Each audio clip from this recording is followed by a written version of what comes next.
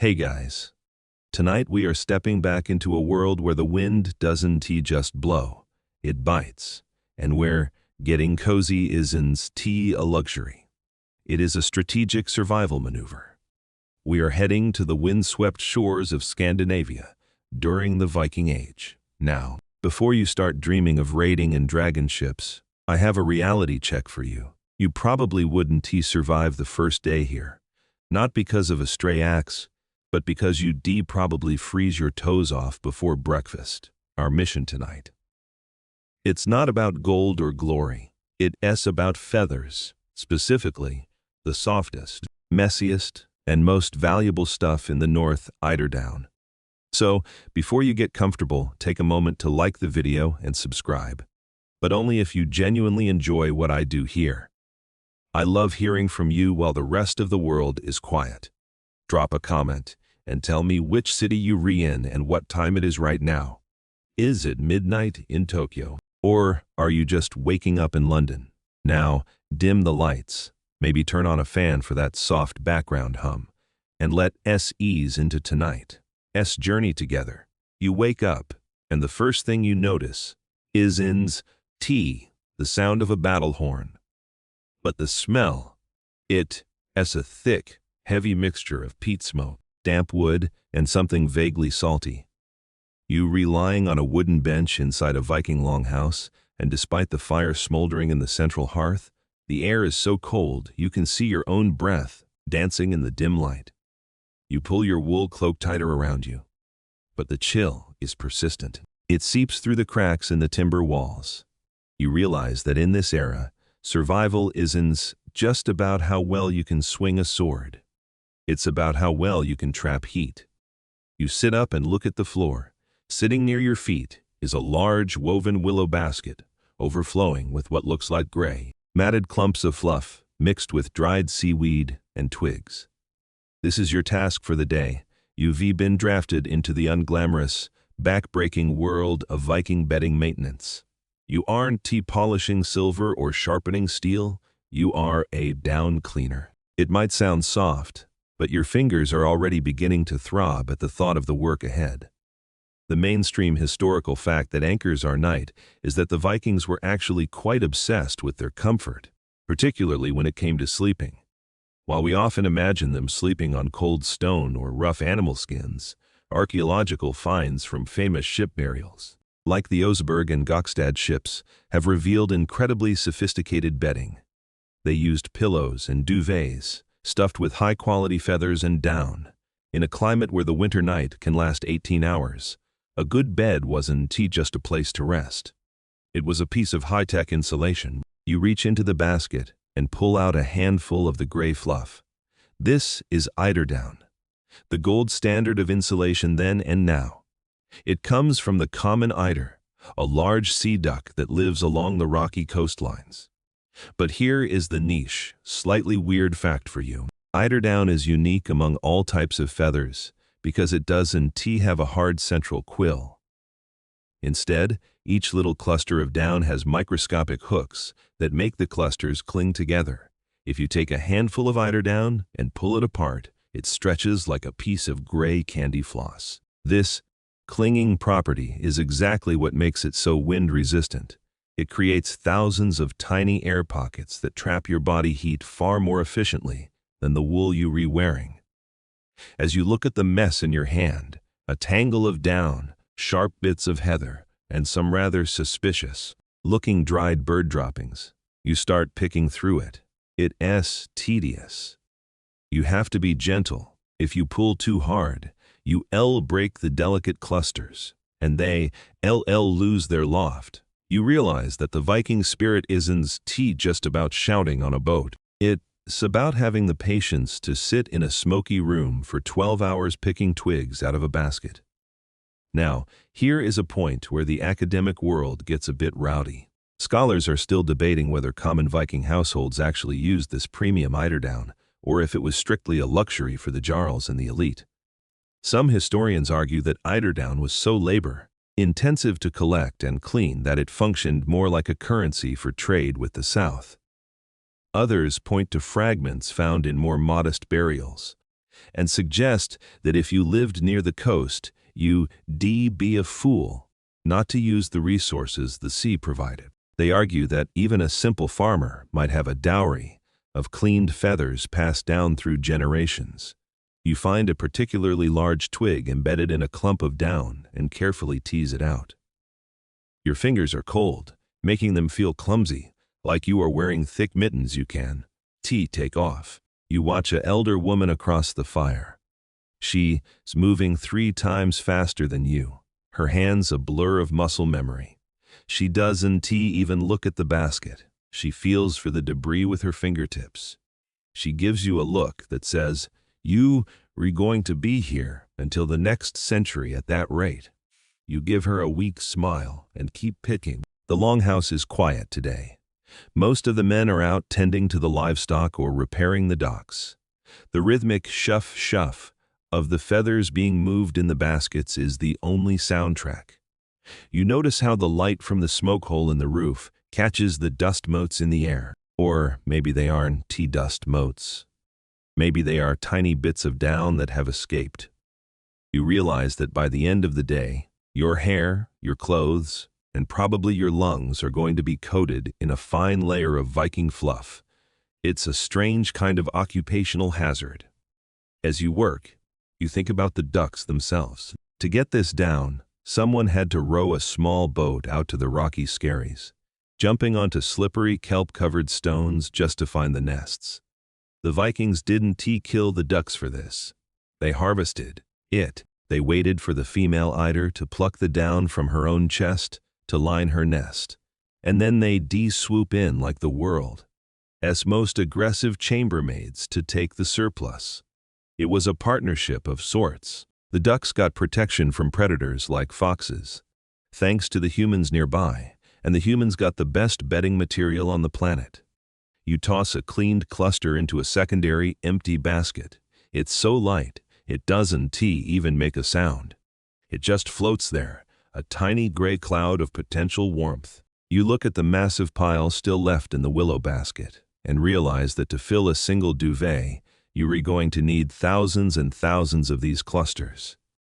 It's a staggering amount of work for a single night of sleep. But then, you feel a draft of that subarctic wind whistle through the door frame. And suddenly, the effort seems entirely worth it. The peat fire pops, sending a shower of orange sparks into the air. You carefully shield your basket. One spark and your day's work goes up in a very expensive, very smelly cloud of smoke. You realize that life here is a constant balance between the fire that keeps you alive and the bedding that keeps you from needing it quite so much. You take a deep breath, settle into your wooden stool, and reach for the next clump of gray fluff. You re-becoming part of the long, slow rhythm of the north. You re-staring at a particularly stubborn clump of gray fluff, trying to ignore the fact that your back feels like it's being slowly folded in half by an invisible giant. You might be wondering, as you pick out a piece of dried kelp that smells suspiciously like an old boot, why on earth anyone would go to this much trouble for a bit of bird hair? I mean, there are plenty of other birds around. Why not just pluck a bunch of seagulls? They everywhere. They loud, and nobody would miss them.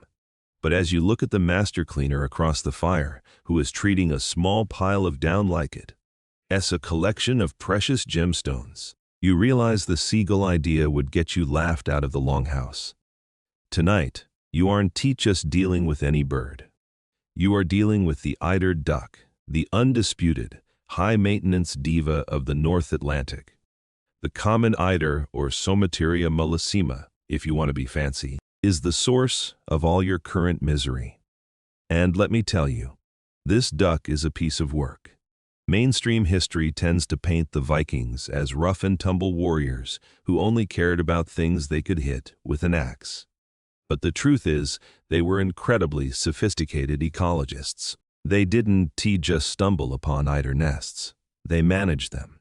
In places like Norway and Iceland, Vikings developed what we call eider farms, or 40 arvarp.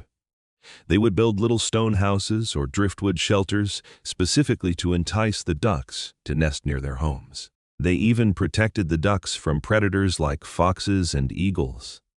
It was probably the world's first luxury concierge service for wildlife, and the payment for this protection was the bird's own underwear. You pick up another clump and feel that strange clinging texture again. This brings us to our niche. Slightly weird fact for the evening. Eiderdown is essentially biological Velcro. Unlike the feathers of a chicken or a goose, which have a stiff central shaft, eiderdown is a chaotic mess of thousands of tiny branching fibers. At the end of these fibers are microscopic hooks. When the wind blows across the rocky Arctic coast, these hooks lock together, preventing the down from blowing away. This means that even in a howling subarctic gale, the mother duck's nest stays in one piece. For you, this means that the down does just sit in the basket. It grips. You can just shake the twigs out. You have to surgically extract them from the hooked embrace of the fibers. As you struggle with a piece of sheep's wool that has somehow become entangled in the down, you start to think about the bird itself. The female eider is a master of sacrifice. She doesn't just find feathers on the ground to build her nest. No, she actually plucks the down from her own breast to create a thermal barrier for her eggs. She loses a significant portion of her body weight during the nesting season because she barely eats, staying on the nest to keep it warm. You're essentially holding the physical manifestation of maternal instinct in your hands, which makes you feel a little guilty for complaining about your sore fingers. But then you find a sharp bit of sea urchin shell in the fluff, and the guilt is quickly replaced by a quiet, muttered Viking curse. This brings us to one of those academic controversies that keeps historians arguing over their mead. There is a heated debate about whether the Vikings truly managed these birds in a symbiotic way, or if they were just extremely efficient at exploitation. Some scholars argue that the relationship was so close that it almost qualifies as a form of semi-domestication. They point to ancient laws that protected nesting sites and forbade anyone from scaring the birds. Other historians, however, think that it's a bit too Disney for the Viking Age. They argue that the Vikings were simply cold-hearted capitalists who realized that a live duck produces down every year, while a dead duck only produces one meal. Was it a sacred bond between human and nature, or just the earliest form of a sustainable resource management plan? History is still out on that one, but as you sit here, you definitely feel more like a servant to the duck than its master. You notice a small, polished bone tool on the bench beside you. It looks like a miniature comb with very fine teeth. You try using it to tease apart a matted clump of down, and it actually works. Sort of. The diva down is stubborn. You realize that the eider duck is a creature of the extreme. These birds don't migrate to the tropics when it gets cold. They stay in the north, diving up to 65 feet deep into the freezing ocean to eat mussels and crabs. They are built for the ice. And that's why their down is so valuable. It has to be light enough for them to fly, but powerful enough to stop a temperature that would freeze a human solid in minutes. As you work, the elder woman starts humming a low, repetitive tune. It matches the rhythm of her hands. You realize that this is the only way to stay sane. If you think about the thousands of baskets still to be cleaned, you lose your mind. You have to focus on the one cluster in your hand. You have to become as patient as the duck sitting on her eggs through a blizzard. You start to see the beauty in the fluff. It's a muted, subtle gray, but it has a depth to it. It catches the firelight in a way that wool never could. But then, the snarky part of your brain reminds you that this diva bird also leaves behind a lot of presence in the down. You find a dried piece of something that definitely is seaweed. You carefully flick it into the fire, watching it hiss and vanish. You realize that the cleaning process is also a form of high-stakes sensory filtering. You have to tune out the smell, ignore the grit under your fingernails, and stay focused on the cloud you are trying to create. It's an exercise in Viking mindfulness, though I doubt they called it that back then. They probably just called it not freezing to death next January. You look at the woman's basket. Her pile of clean down is rising like a slow, gray tide. Yours looks like a very small, very sad puddle. She notices your progress and gives you a nod that is about 10% encouragement and 90% pity. You sigh, adjust your position on the stool, and dive back in. You restarting to understand the hierarchy of the North. At the top are the gods, then the kings, then the eider ducks, and somewhere way down at the bottom is you. The person picking bird poop out of a basket. The fire flares up as someone tosses a fresh log onto the hearth. The shadows jump against the smoke, stained rafters. You take a moment to look at your hands. They are covered in a fine, silvery dust, the tiny broken fibers of the down. You literally becoming part of the bedding. You think about the diva duck out there on the dark, crashing waves, her chest bare and her eggs warm. You think about the jarl who will eventually sleep under this duvet, blissfully unaware of the sea urchin shells and the backaches. You realize that in the Viking world, everything is connected by a thread of gray fluff. You reach for the next clump, and the rhythm continues. You are still picking through that basket of gray clouds, and every time you find a sharp piece of dried seagrass, you probably wonder how this whole mess started. I mean, did some Viking just walk up to a bird and ask for its clothes? Not exactly. To understand the clump of fluff currently stuck to your thumb, you have to picture yourself about a month ago, standing on a jagged kelp, slicked rock in the middle of a fjord. The wind is howling so loud you can hear your own thoughts, and the salt spray is turning your beard into a frozen sculpture. This is the harvest. But it's not like cutting wheat or slaughtering a pig. In the world of the eider duck, the harvest is more like a very high stakes, very polite burglary. The mainstream historical fact here is that the Vikings were essentially the pioneers of sustainable luxury. Long before modern brands started putting ethical source labels on their jackets, the Norse were practicing a sophisticated form of wildlife management called 10th-Century. They didn't hunt the eider ducks for their down. They protected them. They knew that a dead duck provides one meal, but a live duck provides 20 years of the world's best insulation. So, they turned entire islands into sanctuary zones. They built stone walls and driftwood shelters to protect the nests from the wind and the freezing rain. If you were a Viking eider farmer, you were less of a hunter and more of a professional bodyguard for a colony of very grumpy, very broody birds. You remember the stealth required for the collection. You don't just stomp into a colony and start grabbing. You have to wait for the window. The female eider plucks the down from her own breast to line the nest, creating a thermal bowl that stays warm even when the rocks are covered in ice. When she leaves the nest for a few minutes to dive for a quick snack of blue mussels, that's your moment. You move like a shadow across the slippery stones. You reach into the nest, gently lift the eggs, and scoop out about half of the down. But here's the polite part of the burglary. You don't leave the eggs on the cold rock. You replace the stolen down with a handful of soft, dry hay or moss. It's the ultimate fair trade. The duck gets a new synthetic-style floor, and you get the organic original. This leads us to a niche, slightly weird fact about Viking duck architecture. In some of the northernmost settlements, the Vikings did just build stone circles. They built eider houses. These were elaborate, miniature stone huts with tiny doorways, sometimes even decorated with carvings. The idea was to make the nesting site so attractive and safe that the same female duck would return to the exact same apartment, year after year. Some archaeological records suggest that these houses were passed down through human families like real estate.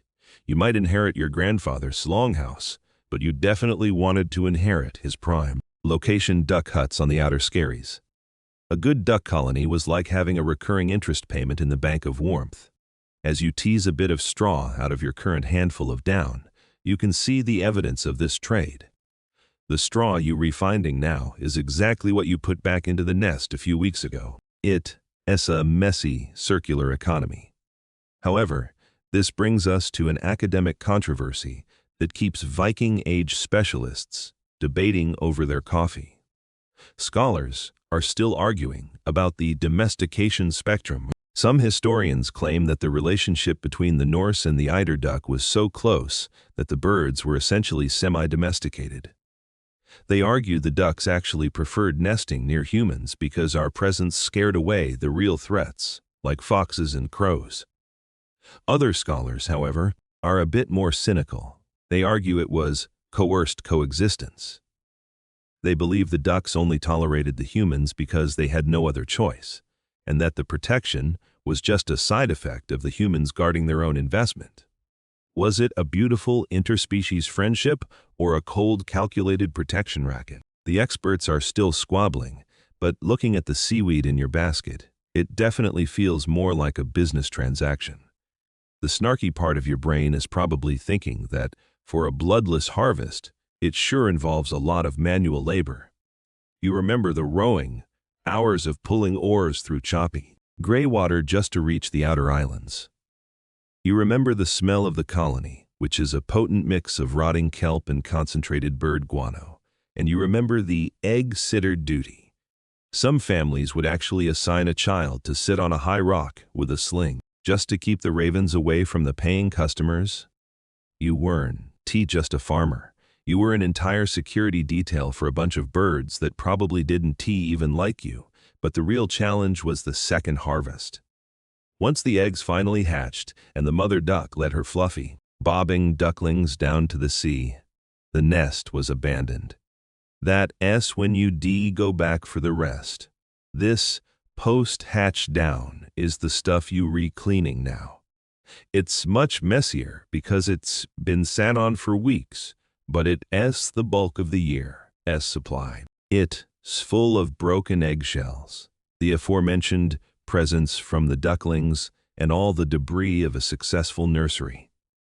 It's the raw material of comfort, but in its current state, it's about as comfortable as a pile of wet gravel. You find a tiny fragment of a pale green eggshell in the down and carefully set it aside.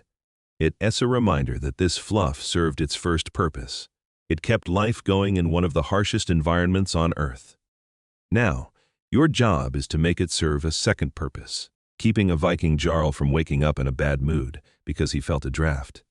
You realize that the bloodless nature of the harvest is what makes it so sustainable. If you kill the duck, you get one blanket. If you care for the duck, you get a lifetime of them. It's a slow motion form of wealth that requires you to think in decades, not just seasons. The fire in the longhouse hearth crackles, throwing a long shadow of your basket against the timber wall. You look at your hands, which are starting to turn gray from the fine dust of the down. You think about the rowboat, the salt spray, and the stone huts on the islands. You realize that every thwack of the oars and every hour spent guarding the nests is contained in this handful of fluff. It's not just a feather. It's a record of a very strange, very cold contract between a man with a boat and a bird with a warm chest. You reach for the next clump, and as you pull it apart, you feel the cling of the fibers. They don't want to let go of each other. They've been designed by nature to hold on tight against the North Atlantic gales. Your job is to break that hold just enough to let the twigs fall out, but not so much that the cloud disappears. Your fingers are already stained a dull, earthy gray, and you're starting to realize that first-round cleaning is a bit of a polite euphemism for sifting through a bird's messy bedroom. Now that we've moved from the cold, salt-sprayed rocks into the relatively warm interior of the longhouse, the true scale of the mess is becoming uncomfortably clear. You reach into the basket and pull out a clump of down that looks more like a small, tangled bird's nest than anything resembling a luxury duvet filling. It's a chaotic mosaic of dried twigs, sharp bits of heather, desiccated moss, and, let's not beat around the bush, a lot of dried bird droppings. To the Vikings, this was the crude oil of the North. To you, right now, it feels like an exceptionally itchy jigsaw puzzle that someone has spilled soup on. This stage is all about dry picking, and it is the most labor-intensive part of the entire process. You take a clump of down and begin to pull it apart with the tips of your fingers. Because of those microscopic hooks we talked about, the down doesn't just fall away, it clings to the debris. You have to tease the twigs out as if you're performing surgery on a cloud. One wrong tug and the down cluster tears, losing its loft, that magical ability to hold air and keep you warm. The mainstream historical fact you should keep in mind here is that in the Viking Age, domestic tasks like this were the backbone of the economy.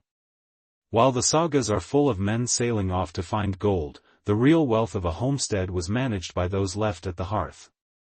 Cleaning eiderdown was typically the job of the elderly and the children, people with either the infinite patience of age or the nimble, small fingers of youth. You, stuck in the middle, are realizing why the elderly always looked so stoic. They weren't being wise, they were probably just zoning out to escape the monotony of picking poop out of feathers. As you drop a particularly nasty bit of dried duck droppings into the fire, watching it pop and release a puff of uniquely organic smoke, you encounter a niche, slightly bizarre fact about eiderdown: it is one of the few substances on Earth that actually creates its own, invisible gravity. Because the down is so light and the fibers so thin, it picks up static electricity from the dry, smoky air of the longhouse. Every time you pull a twig out, a few stray fibers of down try to climb up your arm or stick to your nose. By the time you've been at this for an hour, you look like a very confused, very hairy ghost. The Vikings probably believed you were being haunted by the spirits of the ducks you robbed, but the reality is just physics. You are becoming a human magnet for the very thing you are trying to clean. You find a piece of sharp heather that has woven itself through 4 different down clusters. Teasing it out is like trying to untie a knot made of smoke. This brings us to a spicy academic controversy that keeps archaeologists bickering over their excavation reports. Historians are still debating whether the Vikings had a standardized, purity grade for their bedding. Some scholars argue that for the average Viking farmer, a good enough duvet still contained a fair amount of small organic debris, twigs, moss, and even the occasional feather quill. They suggest that as long as it was warm, they didn't care about a little bit of crunch. Other historians, however, point to the incredibly fine, pristine down fragments found in elite burials like Oseberg. They argue that the down-cleaning guild, if such a thing existed informally, was highly competitive, and that a truly high-status bed was as meticulously cleaned as a piece of fine jewelry. You look at your basket, then at the elder woman's, and you realize you are currently producing peasant-grade fluff. Your crunch factor is definitely too high for a king. The snarky part of your brain is currently calculating how many more clusters are left in this basket. To fill a single pillow, you need about 500 grams of clean down. To get that 500 grams, you have to process about 30 whole nests worth of raw, dirty material. Considering that each nest only gives you a few handfuls of down, you are looking at thousands upon thousands of tiny poop and twig extractions just for one person's head to rest comfortably. It is a staggering investment of human time. You realize that a Viking duvet wasn't just a blanket, it was a physical manifestation of months of someone's life.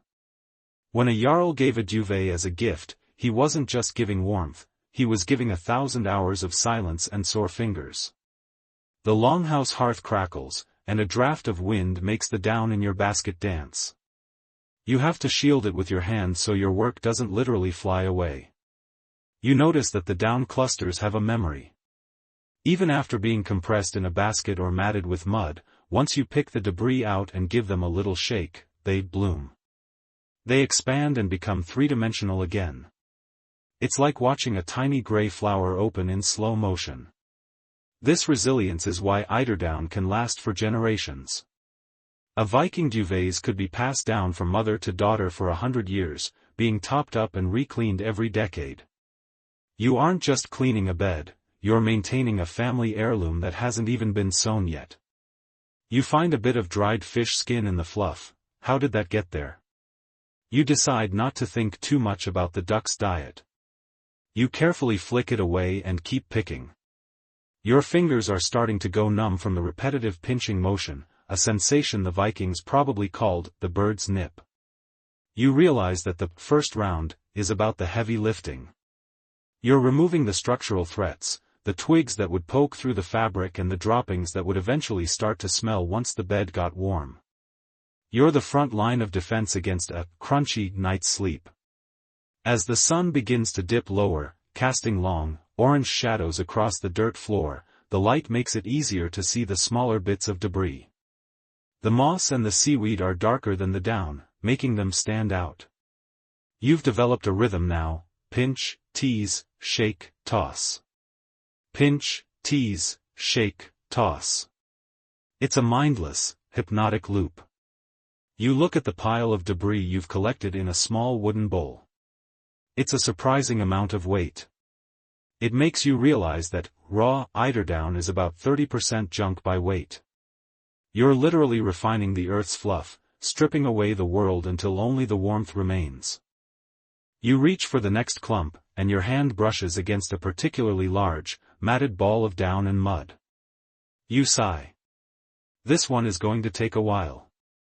But then you think about the frost outside, the dark sea, and the long, freezing night ahead. You think about the cloud you're building. Suddenly, the twigs and the poop don't seem like such a big deal. You're a Viking, after all. You've faced worse things than a dirty duck nest. You settle back onto your stool, take a deep breath of the peat-scented air, and get back to work. The cloud is growing, one tiny, meticulous cluster at a time. You've managed to clear away the most offensive physical debris, the twigs that could poke an eye out and the bird droppings that were frankly a mood killer, but now you're facing a much more subtle and persistent adversary. You take a handful of the semi-clean down and bring it close to your face to inspect it, and suddenly, your nose regrets every life choice that led you to this longhouse.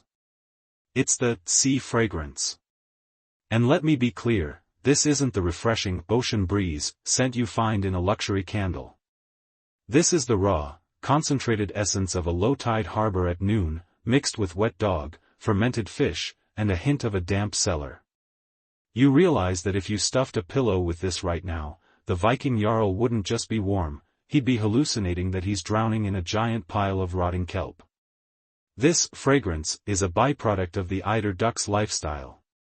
These birds are marine specialists, spending their lives diving into freezing salt water. To survive, they are incredibly oily. Their preen glands produce a thick, waterproof lipid that they spread over their feathers, and because the down sits right against their skin, it's marinated in these oils for months. When that oil meets the damp Scandinavia air, it goes rancid. The mainstream historical fact you need to understand is that the Vikings weren't just dirty barbarians who didn't care about smells, they were actually quite fastidious. They had a weekly bath day, Saturday, or lagerdager, which literally means washing day, and they were very creative with their use of natural deodorizers. To fix this down, you can't just spray some lavender on it. You have to use the only dry cleaning technology available in the 9th century, smoke and wind. You look up at the rafters of the longhouse. There are bundles of down tied in loose linen bags hanging directly over the hearth fire. This is the Viking smoker.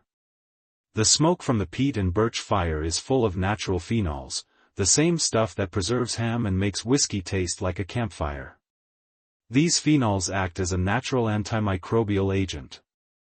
They don't just mask the smell, they neutralize the bacteria that cause it. You realize that your luxury duvet is essentially being treated like a piece of high-end bacon. You have to climb up onto a wooden bench, your boots slipping slightly on the damp floor, to rotate these bags. Every time you touch them, a little puff of sea stink escapes, but it's slowly being replaced by the deep, rich scent of the hearth. You're learning that in the north, the fire is your best friend for more than just warmth, it's your primary chemical engineer. Here is a niche, slightly weird fact for you: the Vikings actually used a specific type of volcanic ash or fuller's earth, if they could trade for it, to pre-treat particularly oily down. They would toss a handful of this fine, dry dust into the basket and shake it vigorously. The ash would bind to the rancid oils, essentially blotting the grease away before the down ever touched the water. It's like a prehistoric version of dry shampoo. As you shake the basket, you're enveloped in a cloud of gray dust and duck oil. You're coughing, your eyes are watering, and you look like you've been working in a coal mine, but the sea fragrance is finally starting to lose its grip. However, this brings us to a spicy academic controversy that keeps archaeologists bickering over their microscopes. Historians are still debating whether the Vikings actually used scented bedding or if that's a romanticized myth. Some scholars point to the presence of bog myrtle and meadowsweet seeds found in Viking Age floor layers and suggest these aromatic plants were stuffed into the mattresses and pillows alongside the down to keep things smelling fresh. They argue that the Vikings were connoisseurs of scent. Other historians, however, are much more skeptical. They argue that those seeds probably just fell off the floor rushes, the plants strewn on the ground to soak up mud and spills, and that a Viking duvet probably just smelled like wood smoke and old bird. They believe the Norse were perfectly comfortable smelling like a smoked haddock as long as they were warm.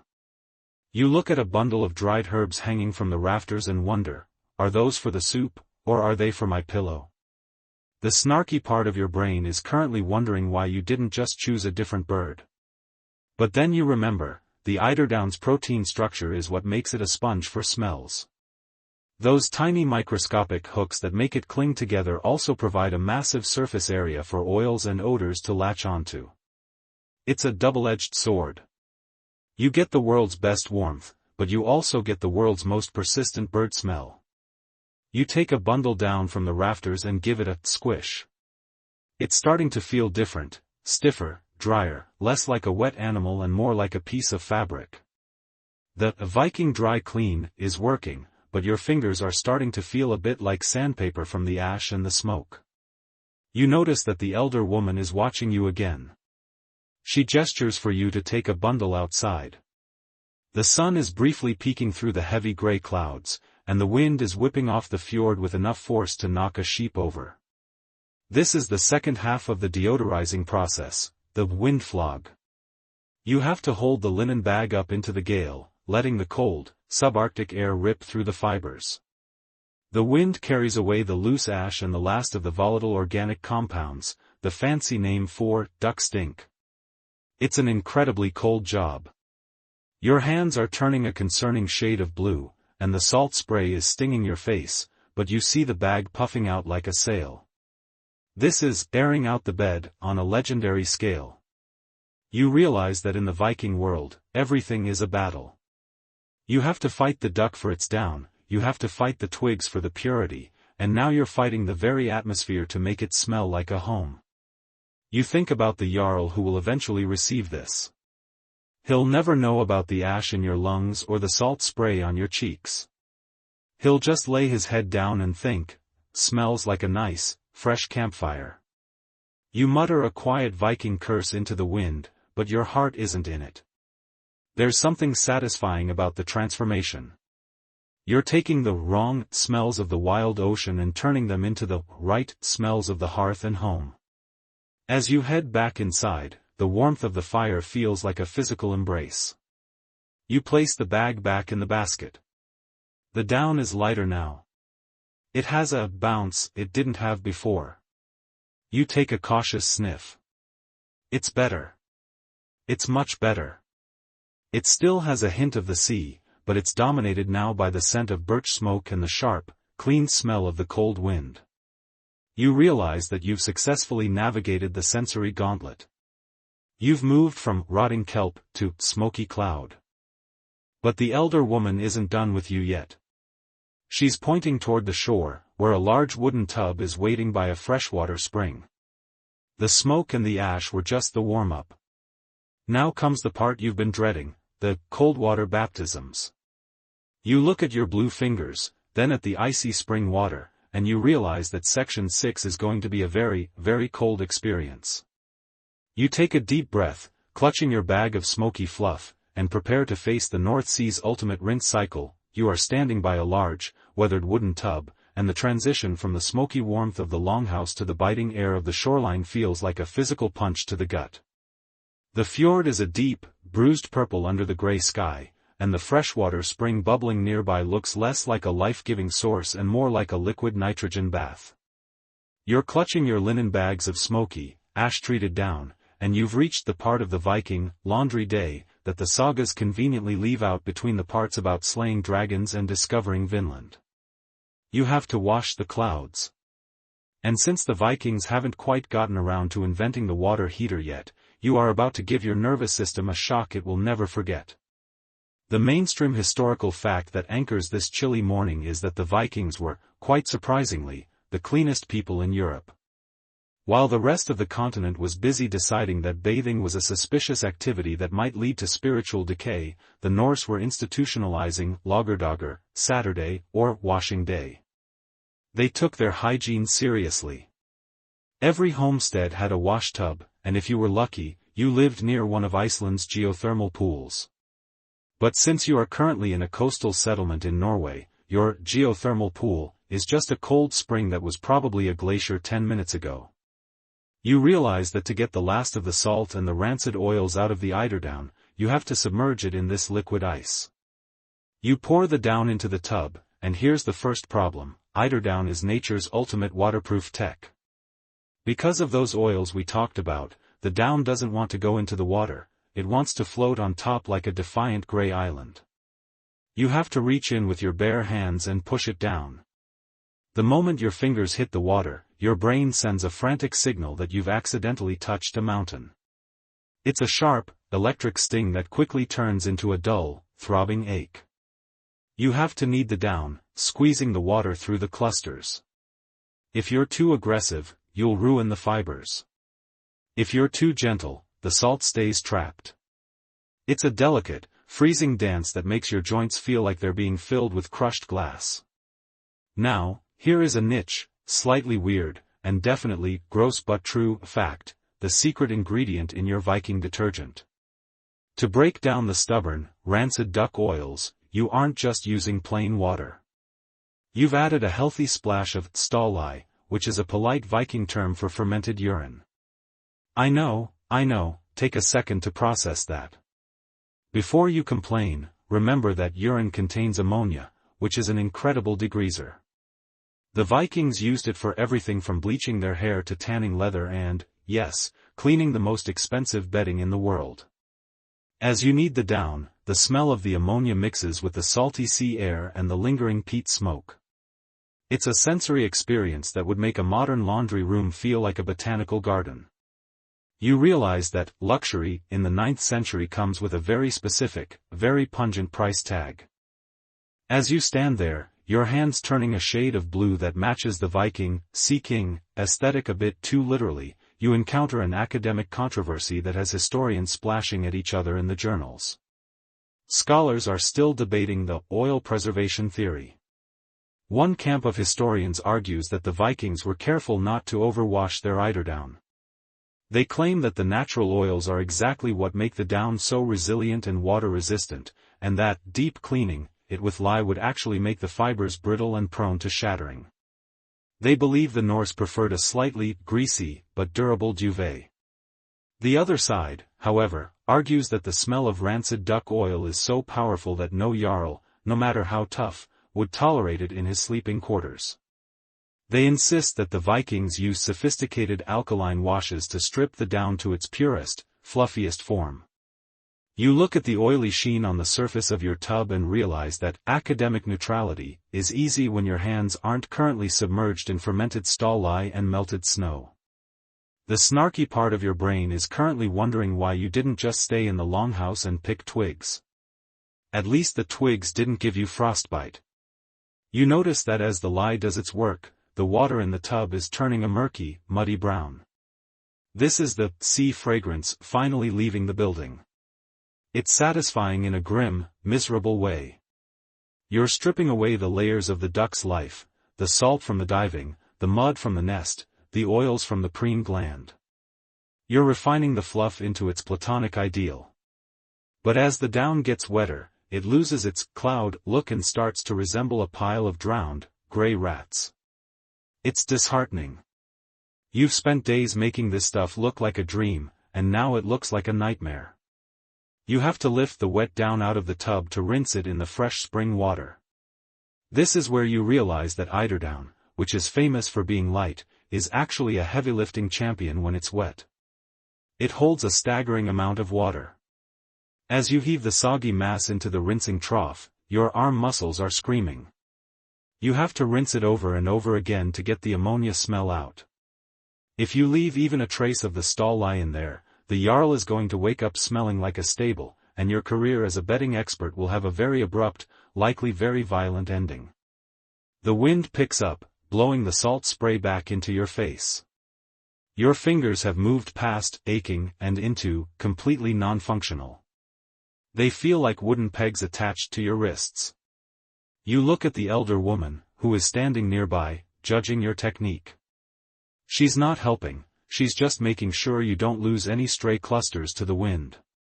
Every tiny bit of down that floats away is like a silver coin vanishing into the sea.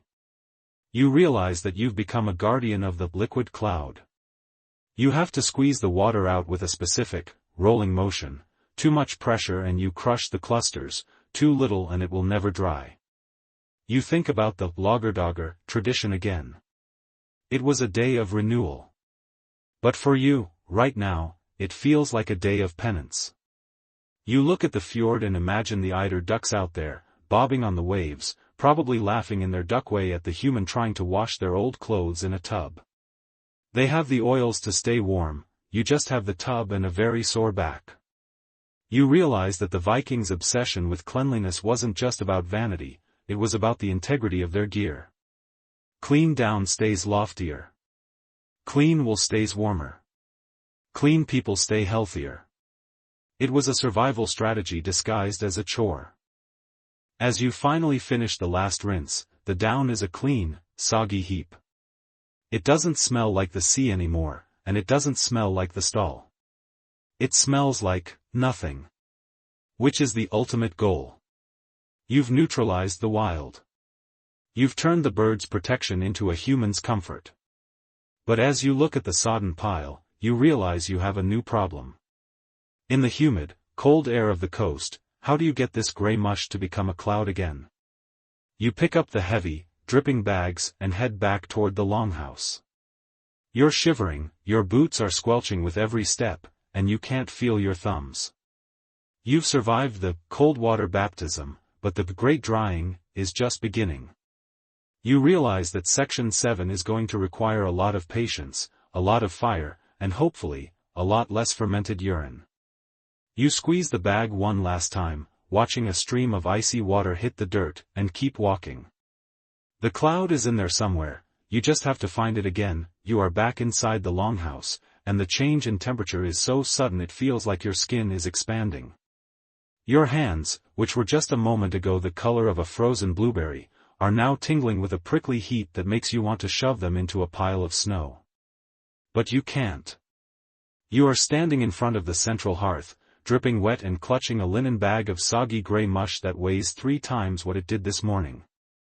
You look at the pile of wet down and then at the peat fire, and you realize that the cold water baptism was the easy part. Now comes the great drying, a process that requires the patience of a mountain and the rhythmic stamina of a galley rower.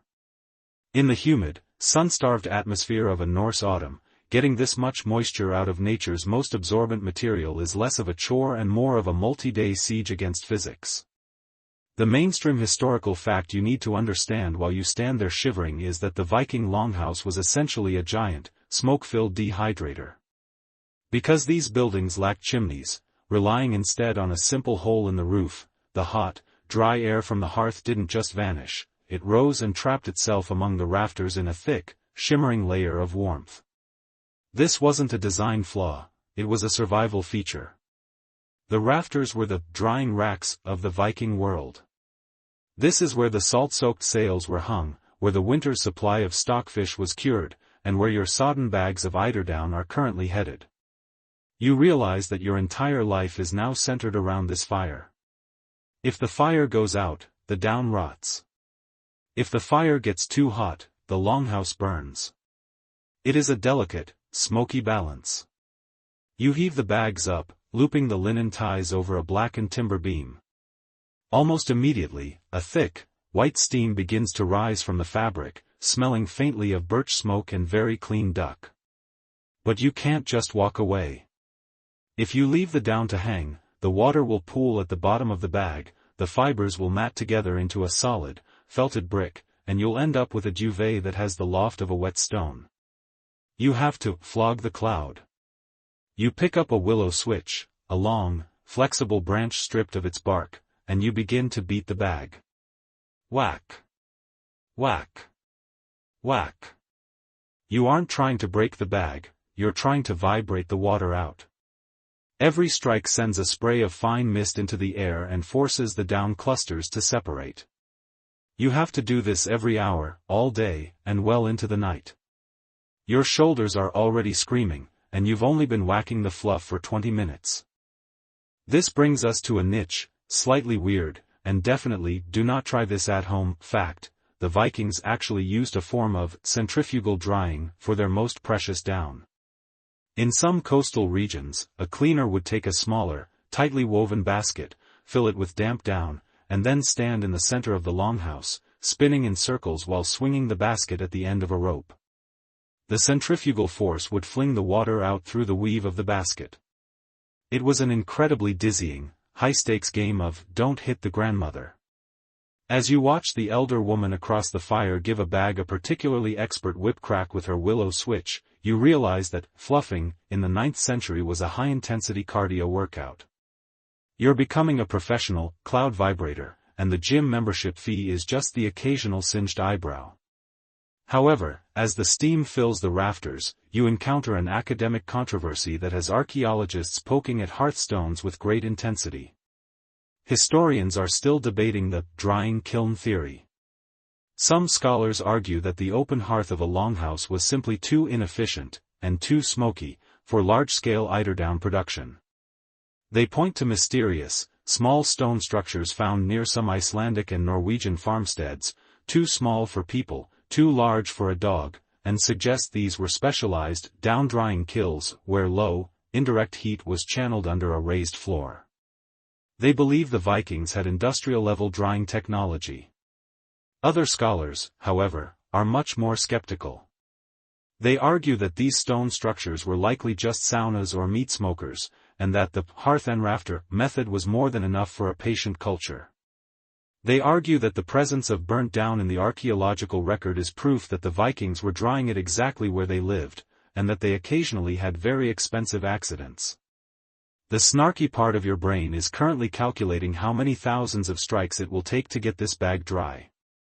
You notice that as the hours pass, the sound of the beating changes. At first, it was a heavy, wet thud. Now, it's a sharper, more hollow clack. This is the sound of success. The down inside is starting to unclump. You take a moment to stick your hand into the bag, carefully, as the steam is hot, and you can feel the transformation. It doesn't feel like a soggy rat anymore. It feels like warm sand. The clusters are still damp, but they are no longer stuck together in a desperate, oily embrace. They are beginning to find their loft again. You notice that the elder woman has started a new task.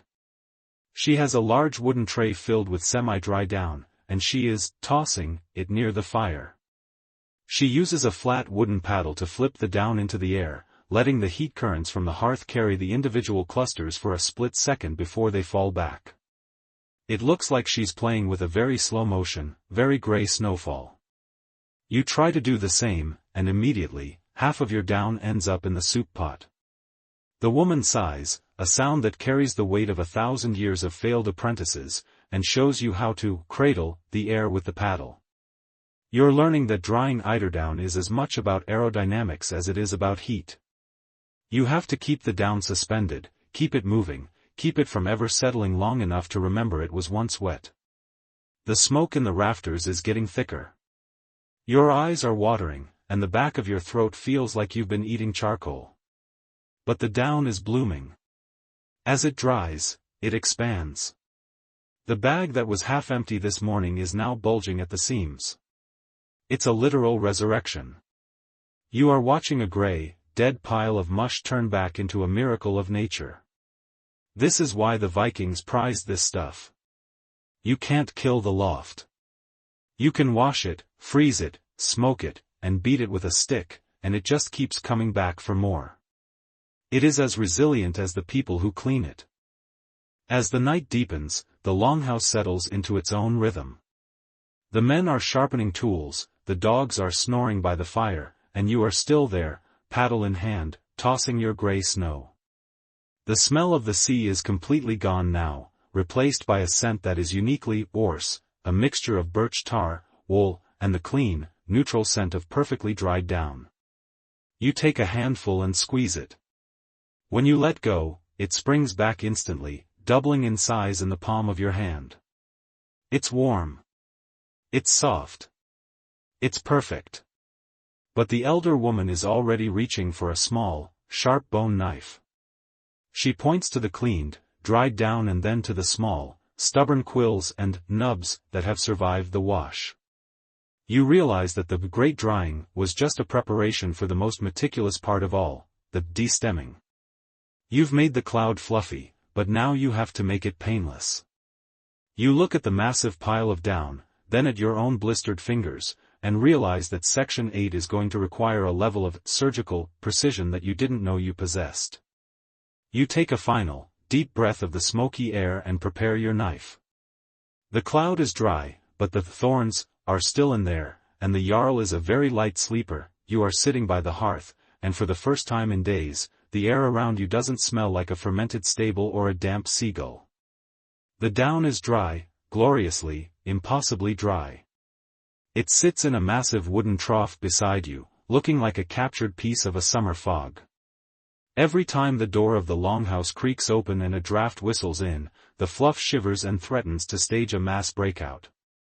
But as you run your hand through the pile, your satisfaction is short-lived. You feel it, a sharp, unmistakable prick. You found a thinner. This is a stray contour feather that managed to hitch a ride in the eiderdown during the harvest. It has a hard, needle-like quill, and in the world of high-stakes Viking comfort, that tiny piece of keratin is a weapon.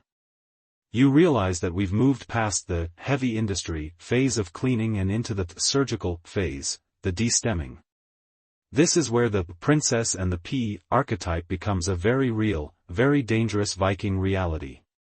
The mainstream historical fact you need to understand is that Viking society was intensely hierarchical, and nowhere was this more apparent than in the bedroom. While the thralls, slaves, and poor farmers slept on piles of straw or rough hay, which, by the way, were basically luxury resorts for lice, the jarls and successful merchants slept on dun, or down. A bed stuffed with eiderdown was the 9th-century equivalent of a private jet. It was a status symbol you could sink into. But if that jarl, who probably spent his day dodging iron axes and navigating icy seas, lay his head down and got poked in the cheek by a stray quill, he wasn't going to just deal with it. He was going to find the person who cleaned the feathers. You realize that your fingers are now the only thing standing between you and a very unhappy, very armed man.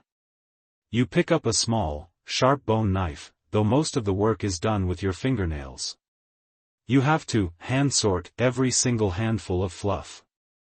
You're looking for hard bits, stray feathers from other birds, bits of dried quill that snapped off, or even just tiny, calcified nodes where the down clusters meet. Here is a niche, slightly weird fact for you: eiderdown is actually quillless by nature. Unlike the feathers of a goose or a duck, which have a hard central spine, eiderdown is a plumule. It's just a soft center with radiating fibers. That's why it's so prized. But during the frantic harvest on the rocky islands, bits of the eider's larger, contour feathers always get mixed in. These larger feathers do have quills. Your job is to find these imposters and de-stem them, stripping the soft barbs away and throwing the hard quills into the fire. You are basically a quality control inspector for a cloud. As you sit in the flickering orange light, your eyes straining to see the difference between soft gray and slightly harder gray, you encounter an academic controversy that keeps archaeologists arguing over their tweezers. Historians are still debating the origin of the Viking pillowcase. Some scholars argue that the Vikings simply stuffed their down into large, loosely woven wool bags, which would have meant the quills could poke through easily, hence the need for this obsessive destemming. However, other historians point to the presence of extremely fine weave linen and even imported silk fragments in wealthy burials. They argue that the Vikings had developed a down-proof fabric long before the rest of Europe. They believe the picking wasn't about preventing pokes, but about loft optimization, ensuring the down could expand to its maximum volume without the weight of the quills. You look at your sore thumbs and think, I don't care if it's for weight or for pokes, my hands are done. The snarky part of your brain is currently wondering why the Jarl can't just sleep on a sheepskin like everyone else. I mean, the man probably has scars from 3 different wars, but he's worried about a feather? You notice the elder woman is watching your waste pile. She's checking to see how much good down you're accidentally throwing away with the quills. In this longhouse, waste is a sin. You have to strip the soft fibers off the quill until the quill is as bare as a winter branch. You're learning the Viking pinch, a specific twist of the wrist that peels the down away from the stem in one clean motion. It's a repetitive stress injury waiting to happen, but it's the only way to ensure the duvet remains silent. A bad duvet crinkles and pokes, a good one is as silent as a falling snow. The fire pops, and for a second, the light illuminates the dust motes. You realize that the dust is actually tiny fragments of quill you've been snapping. You're breathing in the very thing you're trying to remove. You've become a filter. Your hair is gray with down dust, your eyelashes are heavy with it, and your lungs probably feel like they're being insulated from the inside. This is the glamour of the Viking Age. It's not all longships and mead halls, it's mostly just sitting in a dark room performing a task that would make a modern factory worker quit on the spot. But then you think about the alternative, sleeping on a pile of straw full of beetles and dampness, and you keep picking. You find a particularly large quill, likely from a seagull that died near the eider nest. It's thick and sharp. You carefully strip the gray fluff from its base and toss the stem into the fire.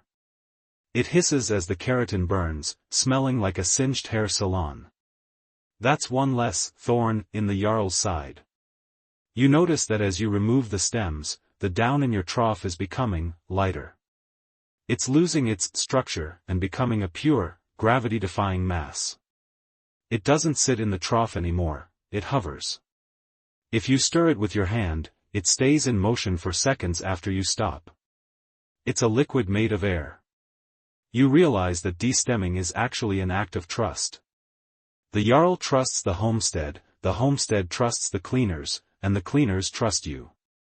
In a world where your life depends on the person standing next to you in a shield wall, this small task of making a comfortable bed is part of the same social contract. You're providing the rest that allows the warrior to fight, or the merchant to trade, or the farmer to plow. It's the soft power of the Viking world. The night is deep now. The only sounds are the snoring of the hounds and the snip-snip of fingernails against quills. You've processed perhaps a quarter of the trough. Your eyes are blurry, and you're starting to see quills even when you close them. But the elder woman gives you a rare nod of approval. You've found the rhythm of the stem. You're no longer fighting the feathers, you're just part of the sorting machine. You reach for the next handful, but your hand stops. You notice that the trough is nearly full of pure down. It's a mountain of gray silver. You realize that this is the point where the fluff is finally ready to meet its container. But as you look at the piles of linen and the heavy bone needles sitting on the table, you realize that Section 9 is going to be about more than just sewing. It's about the Viking mattress, a structural masterpiece of wool, leather, and linen. You take a final, deep breath of the dusty air, toss one last quill into the flames, and prepare to move from the cloud to the shell. You're sitting in the middle of a gray, silent storm of your own making. The trough of destemmed down is finally ready, and it is so light that if you so much as sneeze, you'll be spending the next 3 hours chasing the Jarl's comfort across the smoky rafters. Your fingers are calloused from the Viking pinch, but there's no time to rest. You look toward the raised platforms that run along the sides of the longhouse, the setstaker. These aren't just benches for sitting, they are the bedrooms of the Viking world. But a wooden platform is just a flat, hard invitation to a backache unless you have the shell. You reach for a heavy roll of linen, a fabric that feels cool and surprisingly smooth against your feather-dusted skin. You realize that we've arrived at the moment of assembly. We are about to turn a pile of fluff into a structural masterpiece of the North, the Viking mattress. The mainstream historical fact you need to wrap your head around is that the Vikings were actually the interior designers of the early medieval world. While the rest of Europe was often content to sleep in a communal heap on the floor, the Norse developed the concept of the bed chamber within the longhouse. They had actual bed frames, that were often beautifully carved with interlacing serpents and protective runes. Some were even modular, designed to be taken apart and loaded onto a longship for a comfortable night's sleep in a foreign camp. However, a bed frame is just a skeleton. To make it a home, you need layers. You aren't just making a pillow, you are building a multi-tiered insulation system that starts with straw, moves through wool, and ends with the cloud you've been slogging over for a week. You begin to unroll the linen bag, the ver. This isn't the thin, flimsy linen you might find in a modern shop. This is down-proof linen, woven so tightly that a tiny cluster of eiderdown can't migrate through the threads. You start the process of moving the down from the trough to the bag. It's like trying to move a liquid that weighs nothing. You use a large wooden scoop, but the static electricity we talked about earlier is still your primary enemy. The down wants to stick to your arms, your hair, and the outside of the bag, everywhere except where it belongs. You realize that stuffing is a misnomer, it's more like persuasion. You have to gently coax the cloud into its linen skin, one scoop at a time. This brings us to a niche, slightly weird fact about Viking sleep tech, the underlayer. Before the down mattress ever touched the bed frame, the Vikings would often lay down a heavy bolster or a secondary mattress stuffed with something much coarser, like horsehair, cow hair, or even dried sea grass. This acted as a firm foundation, preventing the eiderdown from being compressed against the cold wood. But here's the weird part, in some coastal burials, archaeologists have found that the very bottom layer of the bedding was occasionally made of bog wool, a type of matted, mossy fiber found in peat bogs. It was naturally rot-resistant and provided a springy, memory foam effect. You realize that the Jarl's bed is essentially a 5-layer cake of biological materials, and you are currently icing the top. As you scoop the down, you encounter an academic controversy that keeps historians arguing in their dimly lit offices. Scholars are still debating the mobile mattress theory. Some historians argue that the most expensive bedding, the eiderdown duvets and pillows, was so valuable that it was never left behind. They believe that when a Viking went on a raid or a trade mission, they didn't just bring their sword, they brought their bed kit.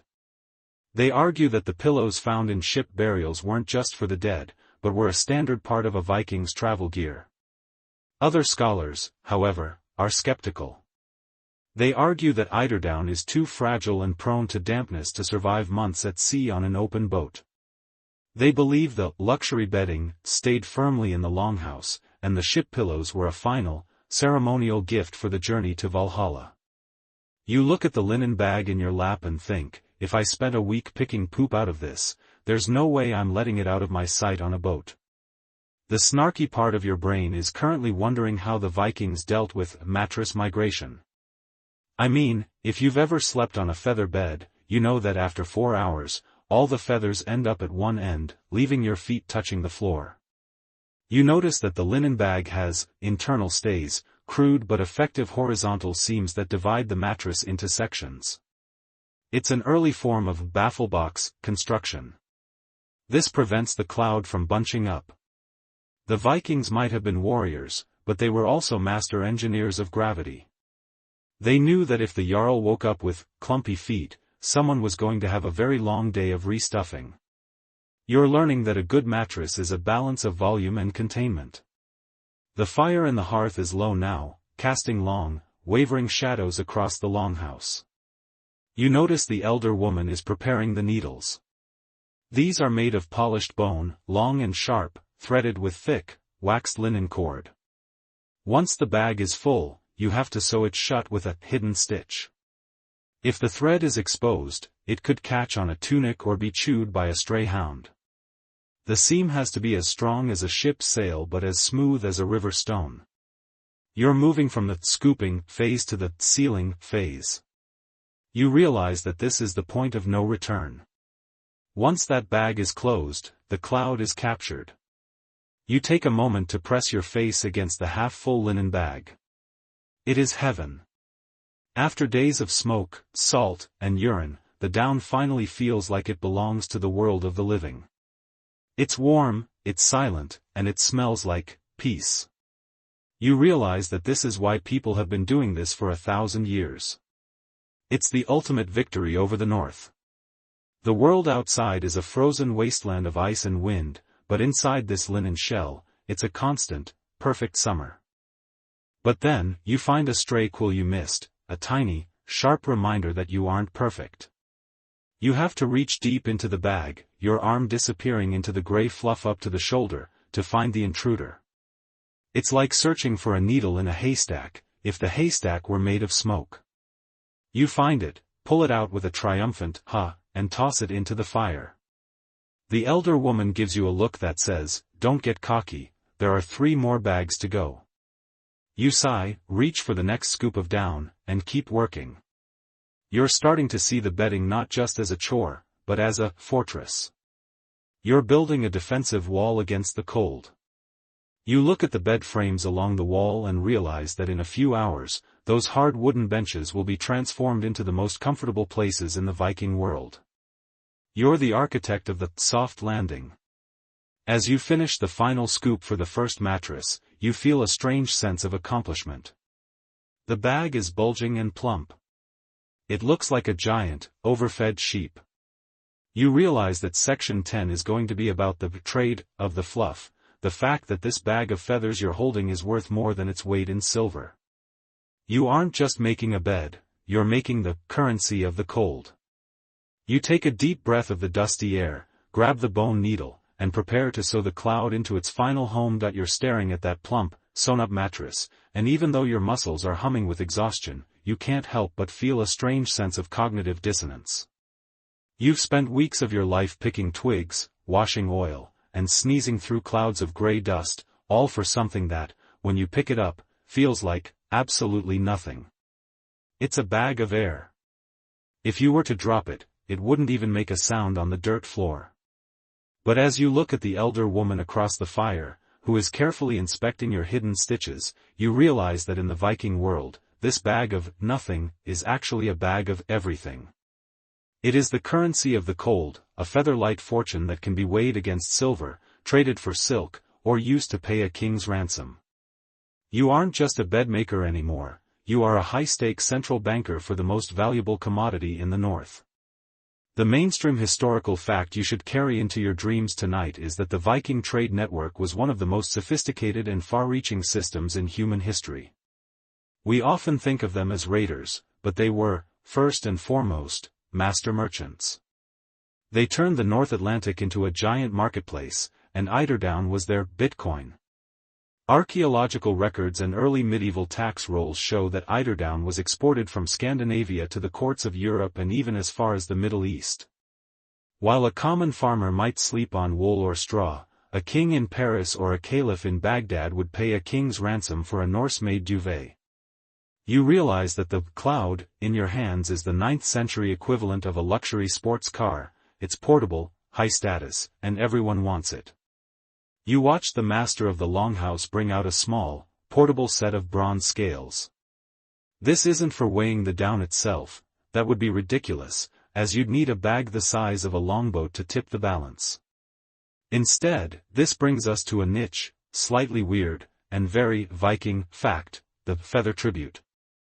In the northernmost reaches of Norway and the islands of the North Atlantic, local chieftains and sea kings didn't always collect taxes in silver or grain. They demanded the gift of the wing. There are ancient Norse laws and sagas that describe finskatter, a tax paid by the indigenous Sami and coastal dwellers, which specifically included high-quality, cleaned bird down. If you couldn't find silver in the hills, you had to find fluff on the rocks. You're holding a year's worth of taxes in your arms, and for once, the taxman is getting a very soft deal. As you watch the chieftain weigh a piece of hack silver, chopped up bits of arm rings and coins, against a bag of your cleaned down, you encounter an academic controversy that has historians clinking their own silver coins in debate. Scholars are still arguing over the luxury push hypothesis. One camp of historians argues that the Viking Age didn't actually start with a desire for blood, but with a desire for status goods. They believe that the rising demand for luxury items in the south, like the eiderdown you're cleaning, or walrus ivory, or furs, forced the Vikings to travel further and more aggressively to secure these resources. Basically, the argument is that Europe's obsession with sleeping comfortably is what actually launched the dragon ships. Other historians think that's a bit of an oversimplification, and that the raiding came first, with the trade in luxury fluff being a secondary, side hustle, for the winter months. Was it the duvet that drove the sword, or the sword that secured the duvet? The experts are still squabbling, but as you look at the silver-changing hands, it's clear that soft power was a very real thing in the Viking economy. The snarky part of your brain is currently imagining a Viking Wall Street, where people are frantically shouting about down futures and twig-to-fluff ratios. You realize that a bag of raw down, straight from the nest, is worth a fraction of the refined down you've just produced. The value isn't in the feather, it's in the labor. It's in your sore fingers. It's in the hours spent in the smoke. By cleaning the down, you've performed a form of medieval alchemy, turning the world's messiest material into its most refined treasure. You notice the merchant looking at your mattress with a greedy eye. He's already calculating how many yards of Byzantine silk he can get for this in the markets of Hedeby or Burka. You find yourself feeling strangely protective of your work. This mattress isn't just a trade good, it's a record of your survival. In a world where the only thing that lasts is your reputation and the sagas told about you, there is something deeply satisfying about making something that provides literal, physical comfort. You think about the Silk Road that stretches thousands of miles to the east. Your eiderdown might travel those same routes, moving from a damp Norwegian fjord to a dusty caravan in Persia. 1,000 years from now, some archaeologist might find a microscopic fiber of your eiderdown in a tomb in a desert, and they'll wonder how it got there. The answer is simple, because it was worth the trip. The fire in the longhouse is dying down, and the light is turning a deep, rich amber. The deal between the chieftain and the merchant is finalized with a grunt and a handshake. The mattress is loaded into a heavy leather chest, ready for the journey to the coast. You feel a bit like a parent watching a child go off to war, except your child is a big, gray pillow. You realize that eiderdown is the invisible link in the Viking world. It connects the lonely mother duck on the skerry to the powerful jarl on the throne, and the humble cleaner in the smoke to the wealthy merchant on the ship. But as the merchant leaves, you notice the elder woman pulling out a new tool, a fine comb made from the rib of a whale. She points to the next trough of feathers, which are larger and coarser than the eiderdown. You realize that we've moved from the export-grade luxury to the homestead-grade reality. Even the best Viking houses couldn't afford to use pure eiderdown for everything. You have to learn how to cut the luxury with the practical. Section 11 is going to be about the art of the bone comb, and the realization that even a simple farm pillow requires a level of engineering you hadn't expected. You take a deep breath of the cold air, feeling the fine dust of the down settle on your skin one last time for the night. You're tired, you're dusty, and you're pretty sure your back is never going to be straight again. But you've just seen how a handful of fluff can move the world's silver. You've seen the virtual currency of the North in action. You settle back onto your stool, grab the whalebone comb, and prepare to start on the internal supply. The market is closed, but the work of the hearth is never done. The merchant has vanished into the autumn mist, his leather chest full of your export-grade, gray gold, and the longhouse feels suddenly, strangely quiet. You'd think this would be the moment you'd finally get to crawl into one of those bed frames and test out the fluff for yourself, but the elder woman has other plans. She reaches into a small wooden box and pulls out a tool that looks like it belongs in a high-end Viking hair salon. It's a comb, but not just any comb. It's long, slightly curved, and carved from the dark, oil-rich rib of a whale. The teeth are so fine and closely spaced that they look like they could catch a ghost. You realize that while the heavy lifting of the cleaning is done, we are now entering the refining phase. This is the art of the bone comb, and it's the secret to why a Viking pillow doesn't feel like a bag of wet grass after a month of use. If you've ever used a modern plastic comb and felt that annoying snap of static electricity, you're already one step behind the Vikings. The mainstream historical fact you need to understand is that the Norse were arguably the greatest comb makers in history. They didn't just carve them out of whatever wood was lying around, they used specialized materials like red deer antler and whalebone because these materials are naturally anti-static. In the Viking world, a comb maker, kambasmir, was a respected specialist. They would spend days filing each individual tooth to a needle point and then polishing them with fine sand until they were as smooth as silk. As you take the whalebone comb from the woman, you feel its weight, it's heavy, cool, and carries a faint scent of the deep ocean. You take a handful of the homestead-grade feathers, these are the coarser feathers from geese and larger ducks that will be used to bulk out the mattresses, and you begin the long stroke. You aren't just combing through them, you are carding the air. You draw the comb through the feathers with a rhythmic scritch-scritch sound that vibrates through your wrist. This process is designed to separate the barbs, the tiny hairs on the feather, from one another. By doing this, you are effectively recharging the feather's ability to hold air. You realize that a Viking's bone tool kit was far more sophisticated than your bathroom cabinet. They had specific combs for their hair, specific combs for their wool, and, as you are currently finding out, very specific combs for their sleep. Now, for a niche, slightly weird fact that will make you look at your own pillow with suspicion, the ivory edge. In the most opulent Viking households, the combs used for the final finishing of the down were occasionally made from walrus ivory. Why? Because walrus ivory stays consistently cool, even in a warm, smoky longhouse. This thermal stability was crucial because if the tool got too warm, it would cause the microscopic traces of duck oil to soften and become tacky, causing the down to stick to the tool rather than fluff up. You're essentially using 9th-century cryotech to ensure your bedding remains as light as possible. It's a level of obsessive engineering that borders on the fanatical, but when your comfort is the only thing standing between you and a very grumpy Viking morning, you take your ivory seriously. As you work the comb through a particularly stubborn clump of goosedown, you encounter an academic controversy that has archaeologists squinting at bone fragments in museums across Scandinavia. Scholars are still locked in a heated debate over the utility versus vanity of these ornate combs. Some historians argue that the incredibly decorated combs found in Viking graves, covered in interlacing animal designs and runes, were purely status symbols or vanity items meant only for the hair of the elite. However, another group of scholars points to the microscopic wear patterns on the teeth of these combs.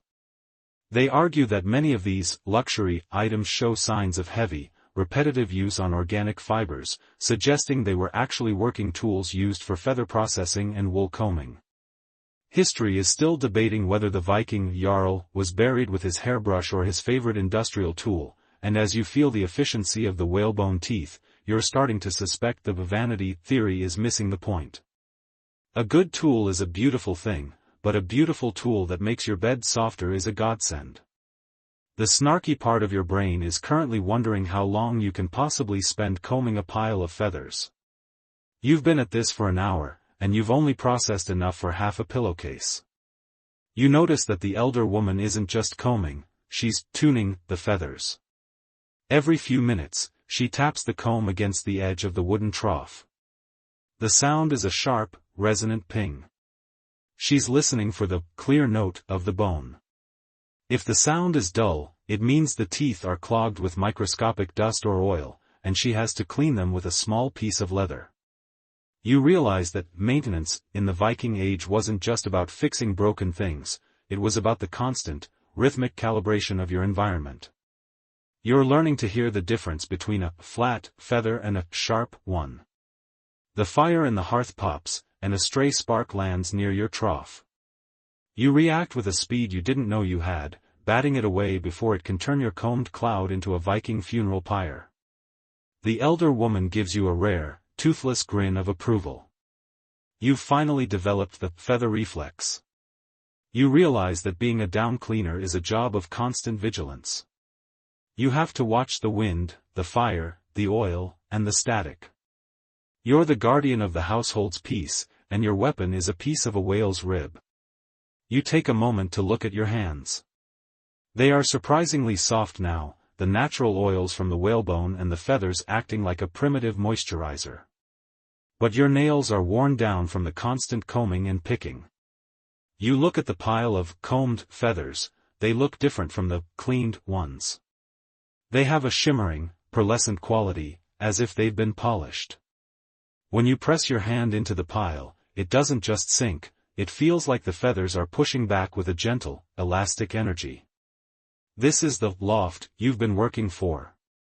This is the spring that will keep the Jarl's head from hitting the wooden board at 3 a.m.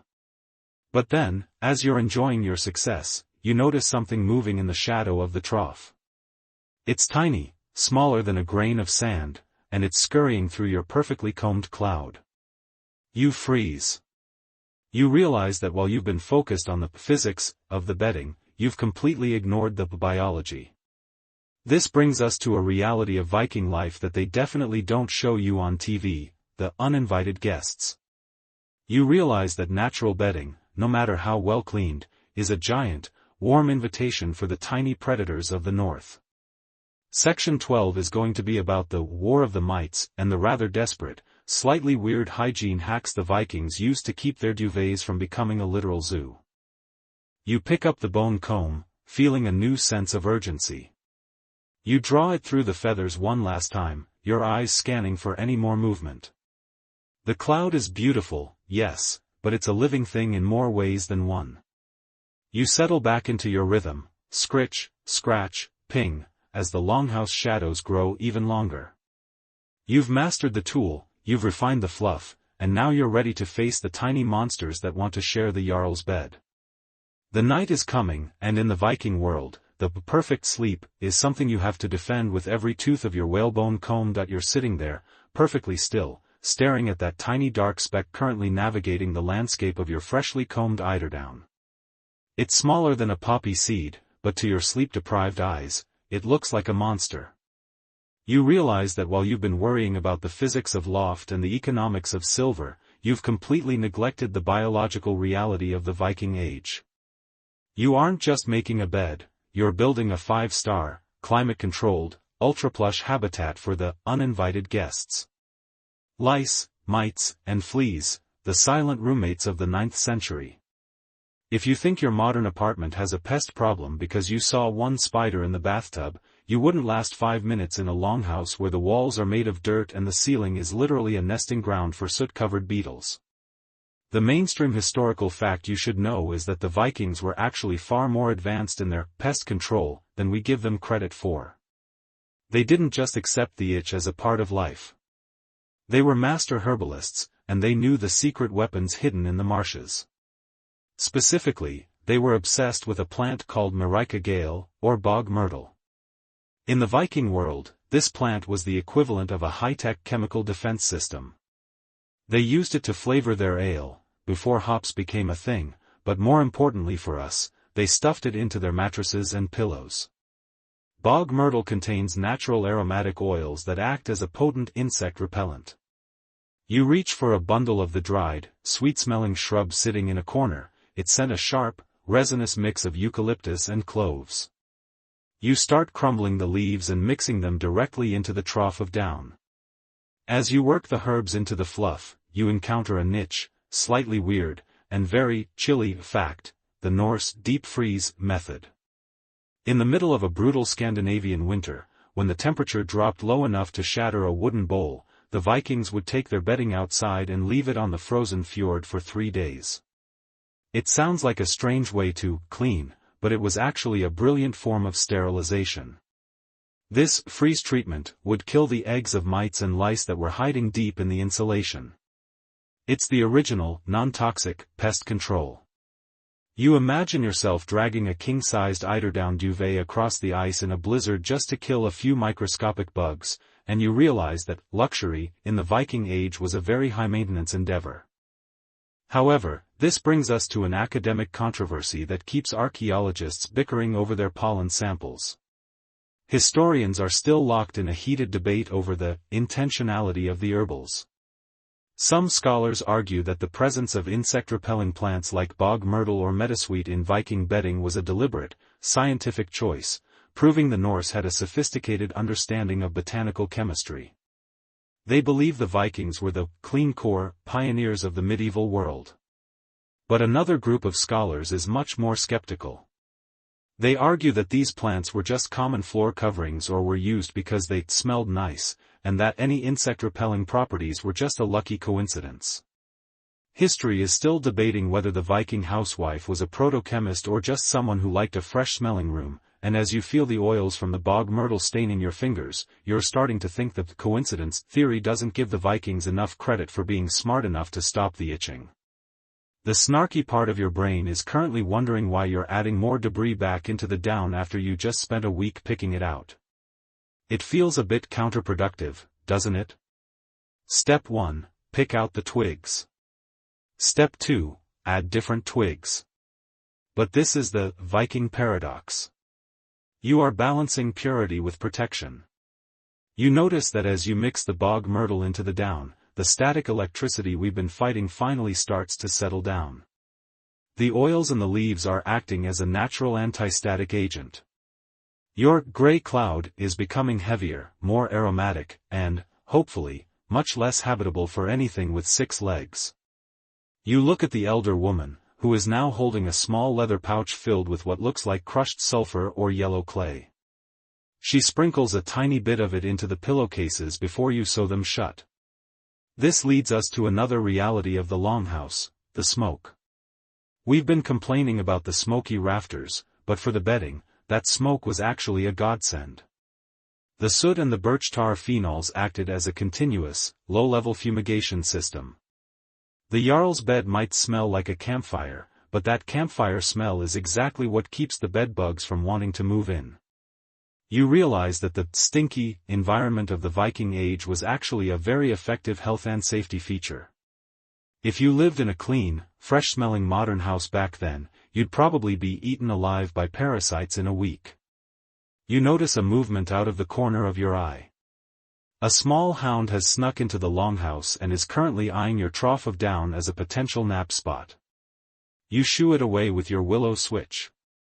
In the Viking world, keeping the biological perimeter was a constant battle. Pets were a primary source of the very pests you're trying to repel. You realize that a Viking's relationship with their bedding was almost defensive.